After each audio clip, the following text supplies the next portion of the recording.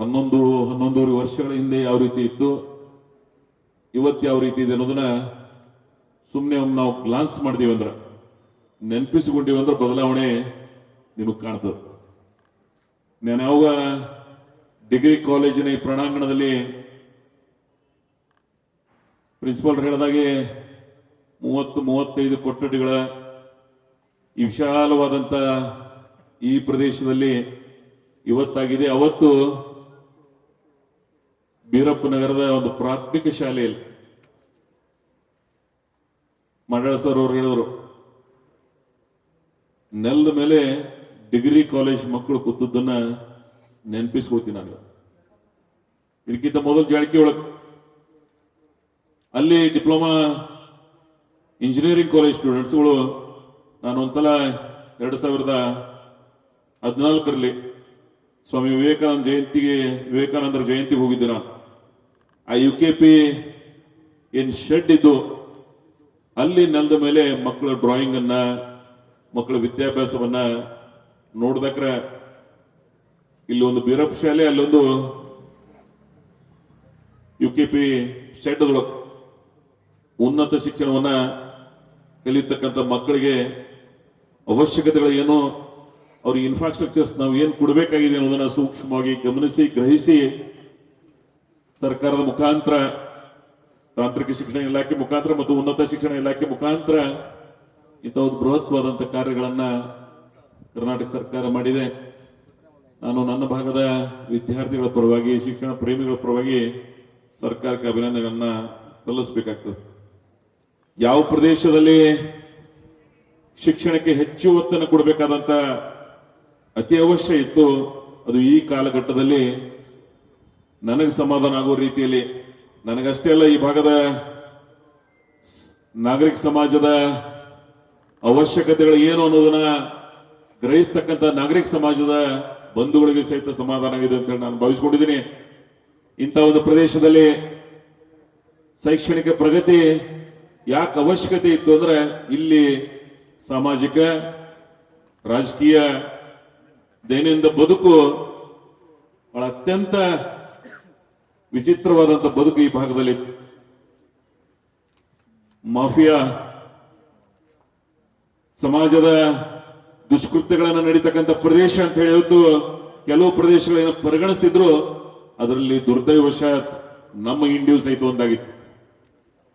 ಇದನ್ನ ಬದಲಾವಣೆ ಮಾಡಬೇಕಂತಕ್ಕಂಥ ಸಂಕಲ್ಪದೊಂದಿಗೆ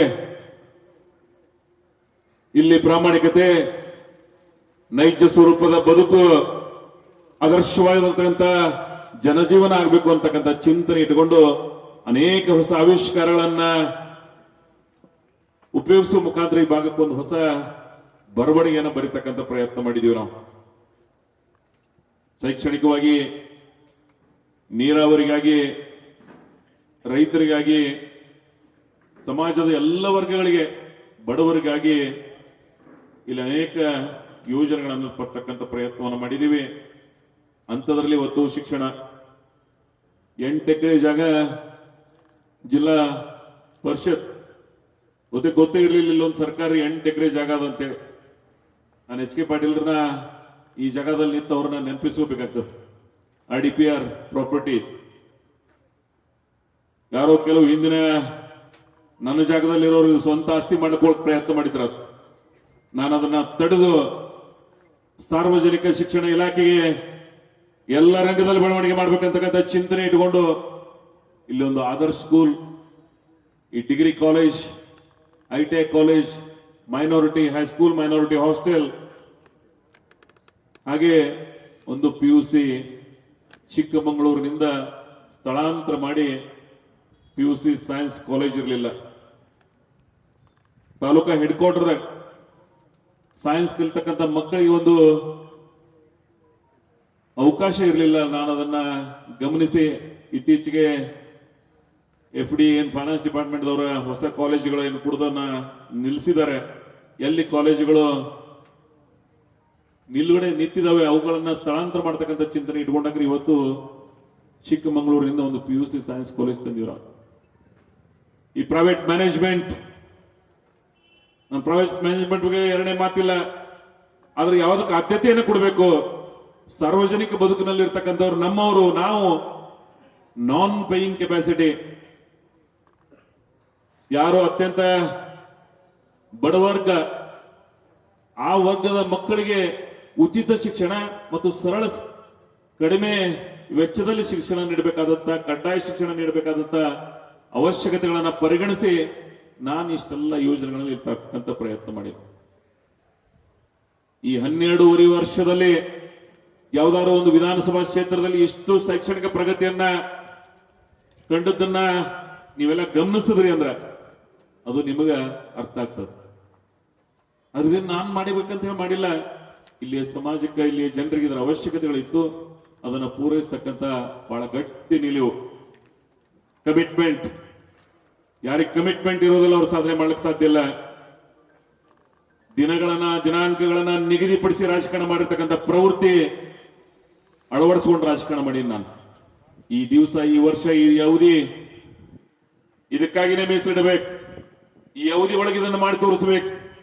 ಆ ಛಲಗಾರಿಕೆ ಮತ್ತು ಸರ್ಕಾರದ ಯೋಜನೆಗಳನ್ನು ಯಾವ ರೀತಿ ತರಬೇಕು ಅಂತಕ್ಕಂಥ ಪ್ರಬುದ್ಧತೆಯನ್ನ, ಆ ವ್ಯವಧಾನವನ್ನ ರೂಢಿಸ್ತಕ್ಕಂಥ ರಾಜಕಾರಣವನ್ನು ಮಾಡಿ ನಾನು ನನಗೆ ಸಂತೃಪ್ತಿ ಅದ. ನನ್ನ ಕ್ಷೇತ್ರದ ಜನರ ಅವಶ್ಯಕತೆಗಳನ್ನ, ಅತಿ ಮುಖ್ಯವಾಗಿ ಬೇಕಾಗಿರ್ತಕ್ಕಂಥ ಅತಿ ಅವಶ್ಯಕತೆಗಳನ್ನ ಪೂರೈಸಿರ್ತಕ್ಕಂಥ ಸಮಾಧಾನ ನನಗದ. ನಾನೆಲ್ಲೋ ತುಮಕೂರು, ಮೈಸೂರು, ಮಂಡ್ಯದ ಹುಟ್ಟಿಲ್ಲ. ನಾವು ಒಂದು ದಿವಸ ಹೋಗ್ಲಿಕ್ಕೆ, ಒಂದು ದಿವಸ ಬರ್ಲಿಕ್ಕೆ ಹೋಗ್ತದೆ. ಯಾವ ಪ್ರದೇಶದ ಜನರಿಗೆ ಏನು ಅವಶ್ಯಕತೆಗಳದಾವ ಅನ್ನೋದನ್ನ ಸರ್ಕಾರದ IAS ಆಫೀಸರ್ ಏನೋ ಒಂದು ಲಾಬಿ ಅದ, ಅವ್ರಿಗೆ ಯಾವ ರೀತಿ ಅದನ್ನ ಮನಗಾಣಿಸ್ಬೇಕು, ಯೋಜನೆಗಳನ್ನ ನಮ್ಮ ಪ್ರದೇಶಕ್ಕೆ ಯಾವ ರೀತಿ ತರಬೇಕಂತಕ್ಕಂಥ ಆ ಸೂಕ್ಷ್ಮತೆಯನ್ನ, ನನ್ನ ರಾಜಕೀಯ ಅನುಭವವನ್ನ ಇವತ್ತು ಈ ಭಾಗಕ್ಕೆ ದಾರಿ ಇರ್ತಕ್ಕಂಥ ಪ್ರಯತ್ನ ಮಾಡಿ ಈ ವರ್ಷದ ಅವಧಿಯಲ್ಲಿ ಎಸ್ಟಿಮೇಟ್ ಕಮಿಟಿ ಚೇರ್ಮನ್ ಆಗ್ಬೇಕು. ನಾನು ಈ ಪ್ರದೇಶದ ಜನರಿಗೆ ಕೊಟ್ಟಿರ್ತಕ್ಕಂಥ ಯೋಜನೆಗಳನ್ನ ಅದನ್ನ ಸ್ಮರಿಸಿಕೊಂಡಿದ್ದೆ. ಆದ್ರೆ ಸಾವಿರಾರು ಕೋಟಿ ರೂಪಾಯಿ ಯೋಜನೆಗಳನ್ನ ಎಲ್ಲ ವಿಧದಲ್ಲಿ, ಬರೀ ಒಂದು ವಿಧದಲ್ಲೆಲ್ಲ, ಸಾರ್ವತ್ರಿಕವಾಗಿ ಮುಖ್ಯವಾಗಿ ಏನು ಬೇಕಾಗಿದೆ ಅದನ್ನ ಮಾಡ್ತಕ್ಕಂಥ ಪ್ರಯತ್ನ ಮಾಡಿದೀವಿ ನಾವು. ಇಂಡಿ ನನ್ನ ತಾಲೂಕ ಮಾಸ್ಟರ್ ಪ್ಲಾನ್ ಎಂದರೆ ಕೇಳಿದ್ರೆ, ಒಂದು ನಗರಕ್ಕೆ ಏನು ಮುಖ್ಯವಾಗಿ ಬೇಕಾಗಿರ್ತಕ್ಕಂಥ ಮಾಸ್ಟರ್ ಪ್ಲಾನ್ ಜಾರಿಗೆ ತಂದಿರತಕ್ಕಂಥ ಕೆಲವು ನಗರಗಳು ಕರ್ನಾಟಕದಲ್ಲಿ ಇಂಡಿ ಜಸ್ಟ್ ಈಗ ನಗರಸಭೆ ಆಗಿದೆ. ಅವತ್ತಿನ್ನೂ ಪುರಸಭೆ ಇತ್ತು. ಆದ್ರೆ ಇವತ್ತಿದನ್ನ ನಗರಸಭೆಯನ್ನಾಗಿ ಮಾಡಿದೀವಿ ನಾವು. 2011 ಸೆನ್ಸಸ್ ಪ್ರಕಾರ 36,000 ಜನಸಂಖ್ಯೆ ಇತ್ತು. ಆದ್ರೆ ಅದನ್ನ ಅಡಿಷನಲ್ ಆಗಿ ಸರ್ಕಾರದಲ್ಲಿ ಮನವರಿಕೆಯನ್ನು ಮಾಡಿ, ಯಾಕಂದ್ರೆ 2021ಕ್ಕೆ ಸೆನ್ಸಸ್ ಆಗಬೇಕಾಯ್ತು.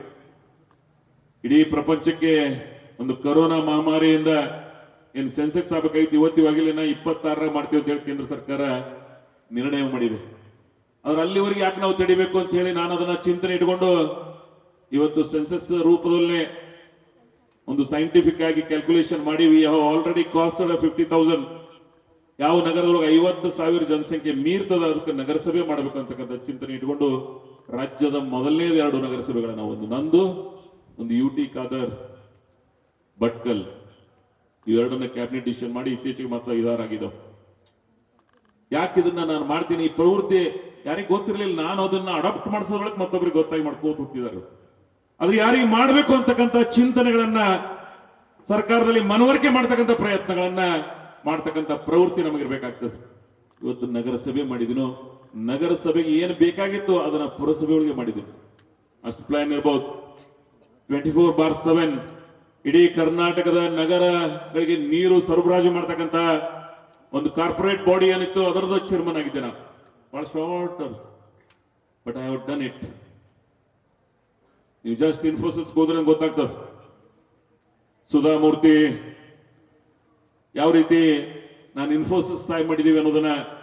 ಅದು ಬೆಂಗಳೂರಿನ, ಮೈಸೂರಿನಲ್ಲಿ ಇರ್ಬೋದು, JSS ಶಿಕ್ಷಣ ಸಂಸ್ಥೆ, ಸುತ್ತೂರಿನ ಮಹಾಸ್ವಾಮಿಗಳು 10 ವರ್ಷದಿಂದ ಹೇಳದನ್ನ ಯಾವ ರೀತಿ ನಾನು ಮಾಡಿಕೊಟ್ಟಿನ ಅನ್ನೋದನ್ನ, ಧಾರವಾಡದ JSS, ಧರ್ಮಸ್ಥಳದ ವೀರೇಂದ್ರ ಗಿಡಿ ಅವರಿಗೆ JSS ಶಿಕ್ಷಣ ಸಂಸ್ಥೆಯಲ್ಲಿ ಏನು ತೊಂದರೆ ಇತ್ತು ಅದನ್ನು ನೀರನ್ನು ಯಾವ ರೀತಿ ಕೊಡಬೇಕು ಅನ್ನೋದನ್ನ, ಹೀಗೆ 10 ಹಲವು ಯೋಜನೆಗಳನ್ನ ಬರೀ ನನ್ನ ತಾಲೂಕಿಗೆಲ್ಲ ಕರ್ನಾಟಕದಲ್ಲಿ ಮುಖ್ಯವಾಗಿ ಶೈಕ್ಷಣಿಕ ಪ್ರಗತಿಗೆ ನಾನು ಯಾಕೆ ಈ ಇನ್ಸ್ಟಿಟ್ಯೂಷನ್ಸ್ ಹೆಸರು ಹೇಳಿನಂದ್ರೆ, ಇವು ಸಮಾಜದ ಪರಿವರ್ತನೆ ಮಾಡ್ತಕ್ಕಂಥ ಇನ್ಸ್ಟಿಟ್ಯೂಷನ್ಸ್. ಇವುಗಳಿಗೆ ನಮ್ಮ ನೀರು ಯೋಜನೆಗಳನ್ನ ತಲುಪಿಸ್ತಕ್ಕಂಥ ಪ್ರಯತ್ನವನ್ನು ಮಾಡಿದ್ವಿ. ಅಷ್ಟೇ ರೆವೆನ್ಯೂ ಜನರೇಟ್ ಸರ್ಕಾರಕ್ಕೂ ಸಹಿತ ಆದಾಯ ಬರ್ತದೆ ಅವರಿಂದ.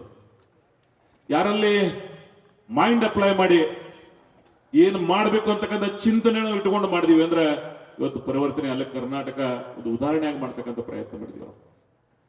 ಸೊ ಹಾಗೆ ಇವತ್ತು ಶೈಕ್ಷಣಿಕ ಪ್ರಗತಿ ಈ ಪ್ರದೇಶದಲ್ಲಿ ಎಲ್ಲ ವಿಧದಲ್ಲಿ ಇವತ್ತು ಪ್ರಯತ್ನವನ್ನು ಮಾಡ್ತಾ ಇದ್ದೀವಿ. ಅಂಥದೇ ಒಂದು ಇವತ್ತು ಬಿಲ್ಡಿಂಗ್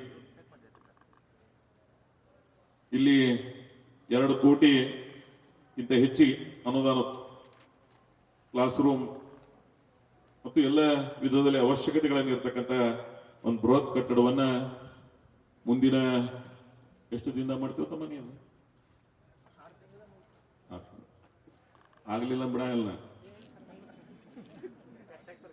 ನಾನು ಅದಕ್ಕೆ ಪೂಜೆ ಮಾಡೋದನ್ನ ಸಿದ್ದೇಶ್ವರ ಸ್ವಾಮಿ ಹೇಳಿದ್ರು, ಪೂಜೆ ಕರಿಬೇಡ್ರಿ ಮಾರೆ, ಶಂಕುಸ್ಥಾಪನಕ್ಕೆ ನನಗೆ ಲೋಕಾರ್ಪಣೆ ಕರೀತು. ಕಾರಣ ಏನಂದ್ರೆ ಪೂಜೆಗಳನ್ನ ಮಾಡಿ ಕೆಲಸಗಳನ್ನ ಅರ್ಧಗಂಟೆ ಉಳಿದು ಅಂದ್ರೆ ಇದು ಪೂಜೆ ಯಾರು ಮಾಡ್ಯಾರ ಕೇಳ್ತಿರತ್ತೆ. ಅದಕ್ಕೆ ಅಪೋಲೋ ಕಮಿಟ್ಮೆಂಟ್ ದಿಂದ ಈ ಶಂಕುಸ್ಥಾಪನೆಗೆ ಹೋಗ್ತಿರ್ಲಿಲ್ಲ, ಲೋಕಾರ್ಪಣೆಗೆ ಹೋಗ್ತಿದ್ದೆ. ಆದ್ರೆ ನಾನು ಶಂಕುಸ್ಥಾಪನೆಗೆ ಹೋಗ್ತೀನೋ ಅದ್ರ ಅವತ್ತು ಒಂದು ನಿರ್ಣಯ ಮಾಡ್ತೇವೆ, ಇದೇ ತಾರೀಕಿನ ದಿನ ಇದಾಗಬೇಕು ಅಂತೇಳಿ. ಭೀಮಾಶಂಕರ್ ಸಕ್ಕರೆ ಕಾರ್ಖಾನೆ 40 ವರ್ಷ ಪುಣ್ಯಾತ್ಮ ಕಟ್ಟಿರ್ಲಿಲ್ಲ.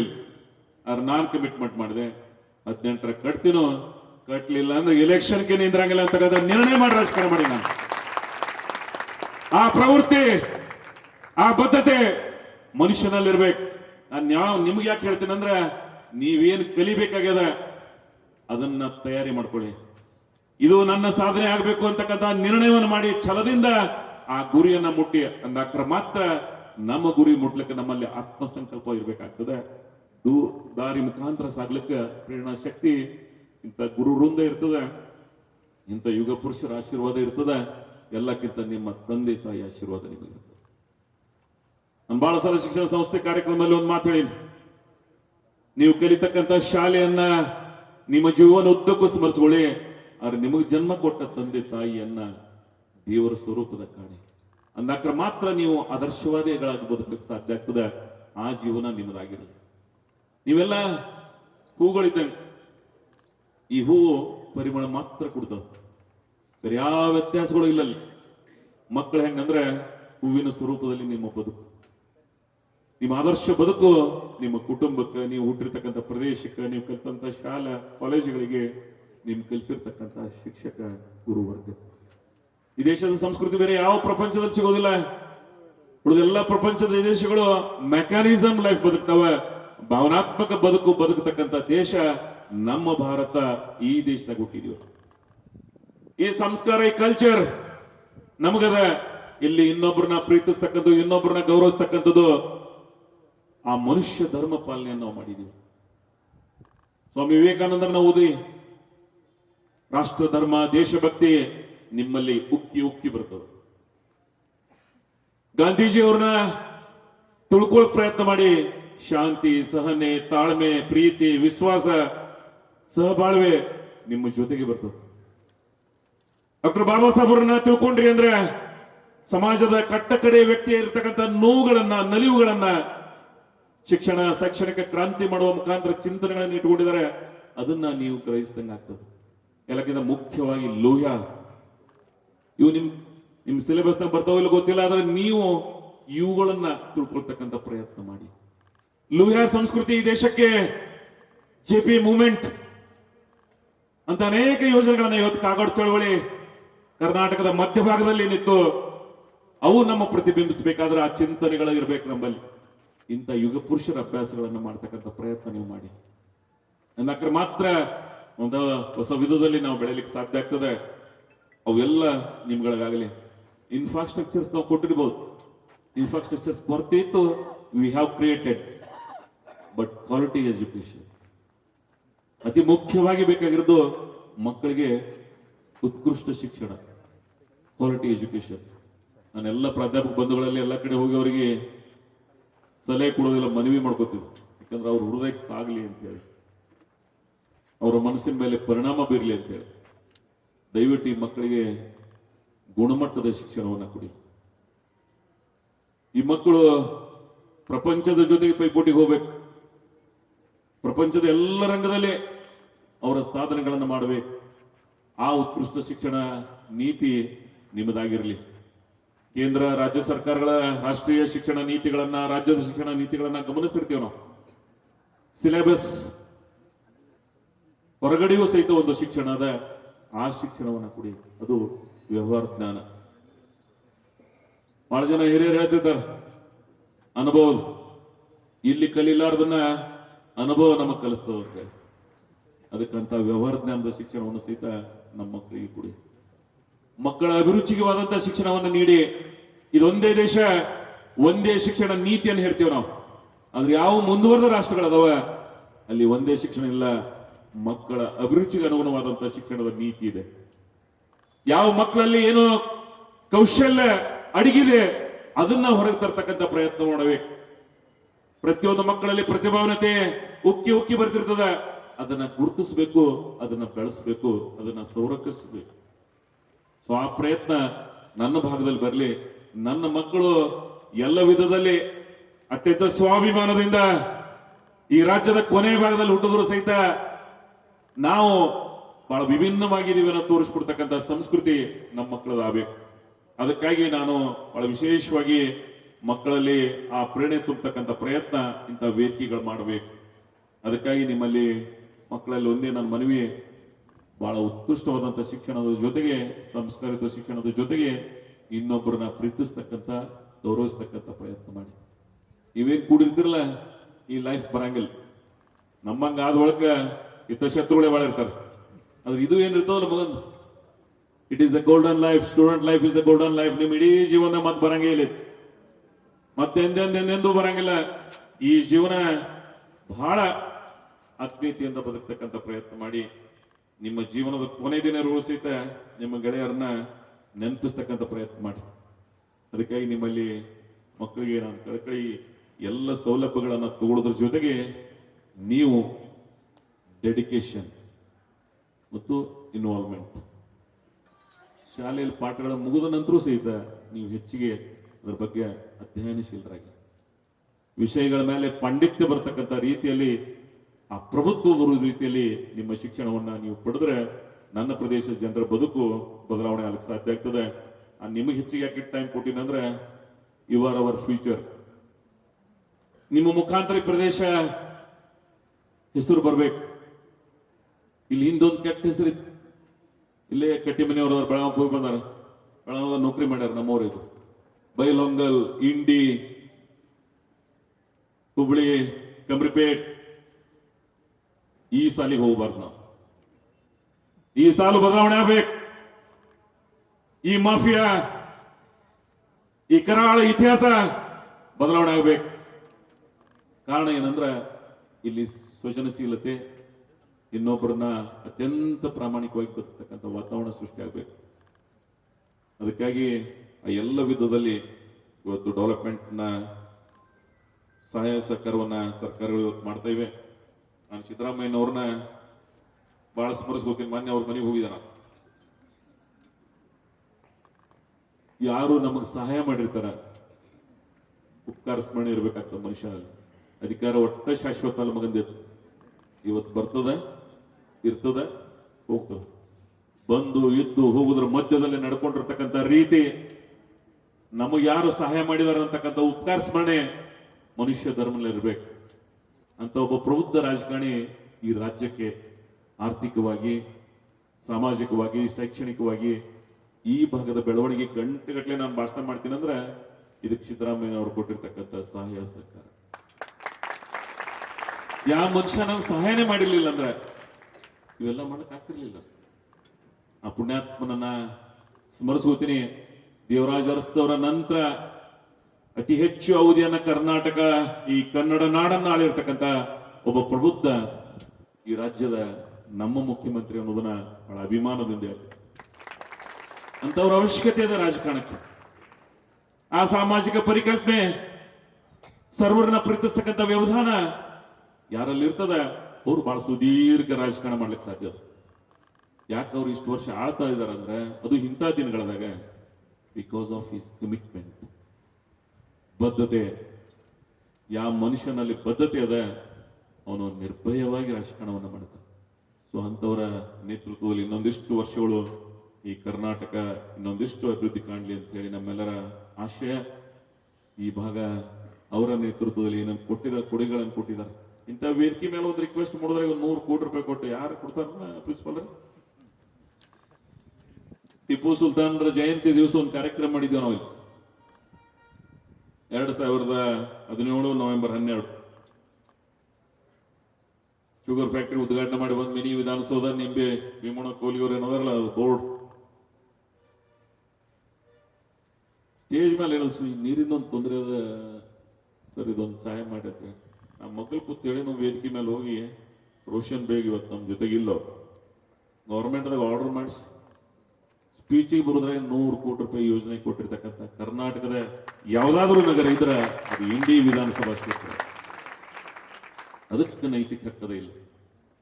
ಕೆಲಸ ಮಾಡ್ದ ಹೇಳಕ್ ಹಕ್ಕದಲ್ಲ. ನಾನು ಏನ್ರಿ ಮಾಡ್ತೀನಿ ಅಂತ ಕನಸಿನ ಗೋಪುರ ಕಟ್ಟಿಲ್ಲ, ಕನಸನ್ನ ನನಸು ಮಾಡಿ ಗೋಪುರವನ್ನ ತೋರಿಸಿ ಮಾತಾಡ್ತೀನಿ. ನ್ಯಾಷನಲ್ ಹೈವೇಕ್ ಹೋದ್ರು ಒಂದು ತೋರಿಸ್ತೀನಿ, ಇಂಡಿಯಾಗೆ ಬಂದ್ರು ತೋರಿಸ್ತೀನಿ. ಇಂಡಿ ಸರ್ವಾಂಗಣ ಕ್ಷೇತ್ರದ ಮೂಲೆ ಮೂಲೆಗೆ ಆ 19 ಕೆರೆಗಳನ್ನ ತುಂಬಿಸಿ ಆ ಊರಿನ ಹಿರಿಯರು ಆ ಊರಿನ ಜನ ಪೂಜೆ ಮಾಡ್ತಕ್ಕಂಥ ಗಂಗೆ ಪೂಜೆ ಹೋಗಿದ್ದೆ ನಾನು ಆ ಊರೊಳಗೆ. ಆ 19 ಊರೊಳಗಿನ ಅವ್ರ ಹೃದಯ ಯಾವ ರೀತಿ ಅರಳಿತ್ತು ಅಂದ್ರೆ ಅವರ ಸಂತೋಷಕ್ಕೆ ಮಿತಿ ಇರಲಿಲ್ಲ. ಇಲ್ಲೇ ನಮ್ಮ ಮೆಡೆಗಾರವ್ರು ಅವ್ರ ಊರು ಹೋಗಿದ್ದಾನೆ ಕೊಳೂರಿಗೆ, ಒಂದು ಹನಿ ನೀರಿತ್ತಿಲ್ಲ. ಇವತ್ತ ಸಮೃದ್ಧಿ ರೇವಣ ಸಿದ್ದೇಶ್ವರ ಯಾತ್ರೆ ಅವ್ರ ಯೋಜನೆ ಇಂಡಿ ಬ್ರಾಂಚ್ ಕೆನಾಲ್ ಬರೀ 97ರವರೆಗೆ ಇತ್ತದು. ನಾನು 203ರವರೆಗೆ 106 ಕಿಲೋಮೀಟರ್. ರೇವಣ ಸಿದ್ದೇಶ್ವರ ಯಾತ್ರೆ ಅವ್ರ ಯೋಜನೆ ಇಂಥ ಆರ್ಥಿಕ ಸ್ಥಿತಿ ಒಳಗೂ ಸಹಿತ 3100 ಕೋಟಿ ರೂಪಾಯಿ ಯೋಜನೆ ಕರ್ನಾಟಕದ ನೀರಾವರಿ ಇಲಾಖೆ ಒಳಗೆ ಎಲ್ಲರೇ ಅನುದಾನ ಹೆಚ್ಚಿಗೆ ಬಳಕೆ ನಡೆದಿತ್ತು ಕೆಲಸ ಅಂದ್ರೆ ಇದು ಇಂಡಿ ವಿಧಾನಸಭಾ ಕ್ಷೇತ್ರದಲ್ಲಿ ನಡೆದ ಅನ್ನೋದನ್ನ ಗಮನಿಸಬೇಕು. ಈ ಪ್ರದೇಶದ ಜನ ನಮ್ಮ ಮಿನಿ ವಿಧಾನಸೌಧ ನೋಡಿ ಉತ್ತರ ಕರ್ನಾಟಕದ ಬಹಳ ಜನ ನಮ್ಮದು ಹೋಗಿ ನೋಡ್ಕಟ್ಟಾರ. ನಾವು ಯಾರ್ದಾರು ನೋಡಿ ಬರ್ತಿದೀವಿ, ನಮ್ಮದು ಇನ್ನೊಬ್ರು ನೋಡಂಗಾಗಿದ್ದೇವೆ. ನಮ್ಮ ಮಿನಿ ವಿಧಾನಸೌಧ ನೋಡಿ ಮತ್ತೊಬ್ಬರು ಕಟ್ಟಬೇಕು. ಸೊ ಆ ಪ್ರವೃತ್ತಿ ಇಲ್ಲಿ ರೂಢಿಸ್ಕೊಂಡಿದೀವಿ ನಾವು. ವಿಜಯಪುರದ 8 ತಾಲೂಕು ಅದಾವ, ತಾಲೂಕು ಹೆಡ್ ಕ್ವಾರ್ಟರ್ ಸ್ಟೇಡಿಯಂ ಇಲ್ಲ, ಜಿಲ್ಲಾ ಬಿಟ್ಟರೆ. ಇಂಡಿ ನಾನು 15 ಆಗಸ್ಟ್ 26 ಜನವರಿ ಕಾರ್ಯಕ್ರಮ ದಿನ ಇಷ್ಟು ಸಂತೋಷವಾಗಿರ್ತೀನ.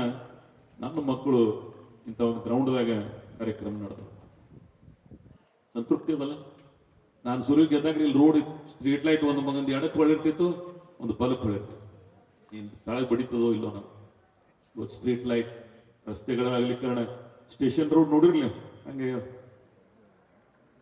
ಈಗ ನ್ಯಾಷನಲ್ ಹೈವೇ ಮುಗಿದ್ಬಿಡ ಈ ಕಡೆ 2028ಕ್ಕೆ ನಿಮ್ಮ ಇಂಡಿ ಹೆಂಗಾಗಿರ್ತದ ಅನ್ನೋದನ್ನ ನೋಡಕತ್ತೀರಿ ನಾವು. ಸೊ ಇವೆಲ್ಲ ಯಾಕೆ ಮಾಡ್ಬೇಕಾಗಿತ್ತು? ಈ ಊರಾಗೆ ನಂದೇನೋ ಒಂದು ಗೇಣು ಜಾಗಿಲ್ಲ, ಸ್ವಾರ್ಥದನ ಗಟ್ಟಿ ಮನೆಯವ್ರು MLAಗಳು ಆದವ್ರು ಏನ್ ಮಾಡ್ತಾರೆ ಗೊತ್ತ? ಮೊದಲೇ ಆ ಊರಾಗಿಂದು ವ್ಯಾಜ್ಯ ಯಾವಾದ್ರೆ ಹೊಲ್ದು ಜಾಗಿಂದು ಜಗಳ ಇದ್ದದ್ದು ನಿನಗಾರ್ದ ನನಗಾರ್ದ. ಶಾಂತ ಮುತ್ತೇನು ಸಾಕ್ಷಿಯಾಗಿ ಇಲ್ಲಿ ಏನ್ರ ಮಗಂದು ಗೀಣದ ಯಾವನಿಗೆ ನೈತಿಕತೆ ಅದ ಒಂದು ಶಬ್ದದಿಂದ ಮಾತಾಡತಕ್ಕಂಥದ್ದು. 40 ವರ್ಷ ರಾಜಕಾರಣ ಮಾಡಿ ಇಂಥವು ಯಾವ ಕಪ್ ಚುಕ್ಕಿ ಇಟ್ಕೊಂಡಿದ್ದೀವ. ಇಲ್ಲೇ ಅಧಿಕಾರಿಗಳು ಬಂದು ಹೋಗಿದ್ದಾರೆ. 12 ವರ್ಷ ಆಯ್ತು ನನ್ನ ಕಾಲದಾಗ.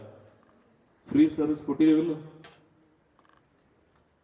ಆ ಶಾಂತೇಶ್ವರ್ ನೋಡ್ಕೋಬೇಕು.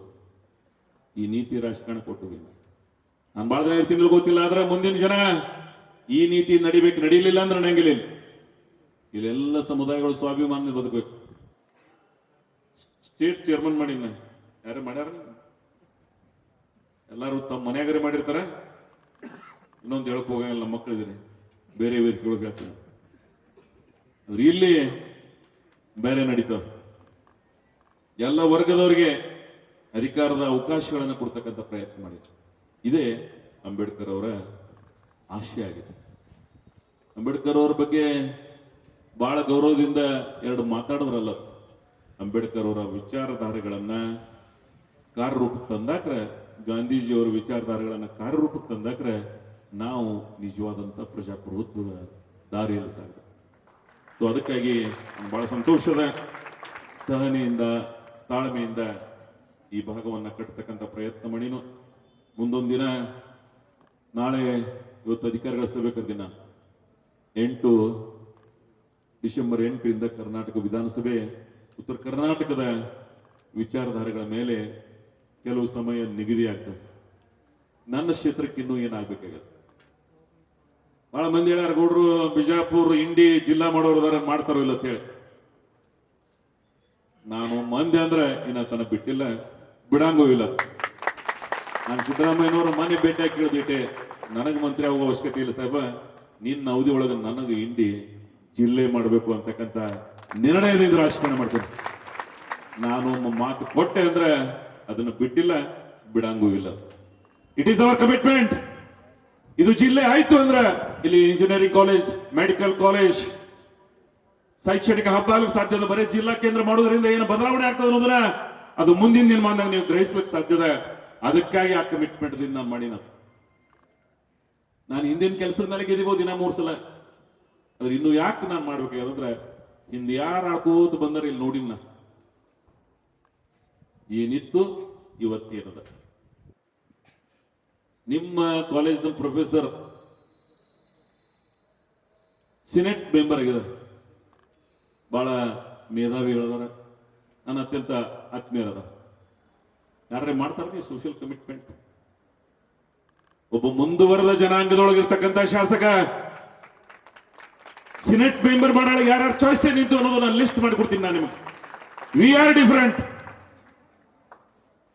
It is our commitment. ಇದೇ ನೀವು ಎಲ್ಲಿ ಹುಟ್ಟಿರಿ ಅಲ್ಲಿಕ್ಕಿಂತ ಇನ್ನೊಬ್ಬರನ್ನ ಪ್ರೀತಿಸ್ತಕ್ಕಂಥ ವ್ಯವಧಾನದಿಂದ ಬದುಕದಾಕ್ರೆ ನಿಮ್ದು ಸಾರ್ಥಕ ಬದುಕಾಗ್ತದೆ. ಸೊ ಆ ಪ್ರಯತ್ನವನ್ನ ಈ ಪ್ರದೇಶದಲ್ಲಿ ಮಾಡೋಣ. ನಾನು ಇಷ್ಟೆಲ್ಲ ಯಾಕೆ ಮಾತು ಹೇಳಿನೋ ಅಂದ್ರೆ, ಈ ಪ್ರಚಲಿತ ವಿದ್ಯಮಾನಗಳನ್ನ ವಿಧಾನಸಭೆ ಅಧಿವೇಶನ ಬರ್ತಕ್ಕಂಥ ಸಂದರ್ಭದಲ್ಲಿ ಈ ಪ್ರದೇಶದ ಜನರ ಬೇಕು ಬೇಡಿಕೆಗಳನ್ನ ಸ್ಪಂದನೆ ಮಾಡಬೇಕಾದದ್ದು ಒಬ್ಬ ಜವಾಬ್ದಾರಿತ ಈ ಭಾಗದ ಸೇವಕನಾಗಿ, ಶಾಸಕನಾಗಿ ನನ್ನ ಕರ್ತವ್ಯ ಪ್ರಜ್ಞೆಯನ್ನ ಸ್ಮರಿಸ್ತಕ್ಕಂಥ, ನೆನಪಿಸ್ತಕ್ಕಂಥ ಕಾರ್ಯ ಮಾಡಿದ್ವಿ ನಾವು. ಸೊ ಅದಕ್ಕಾಗಿ ಈ ಜನ ಬಹಳ ಹೃದಯವಂತ. ಇಲ್ಲೊಂದು 4-5% ಅದಾರ.